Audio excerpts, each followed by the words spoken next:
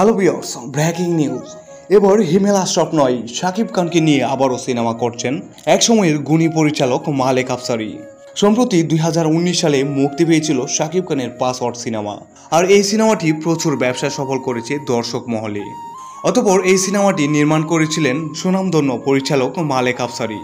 শাকিব খানের রাজকুমার নিয়ে মালেক আফসারি বলেন, শাকিব খানকে দিয়ে নতুন ধামাকা নিয়ে আসছি, অপেক্ষায় থাকেন শাকিব ভক্তরা। যদিও রাজকুমার ভেঙে দিয়েছে প্রিয়তমার রেকর্ড, তবে এখন রাজকুমারের রেকর্ড ভাঙবে আমার সিনেমা। শাকিব খানকে নিয়ে মালেক আফসারির এই সিনেমার নাম এখনও নির্ধারণ করা হয়নি।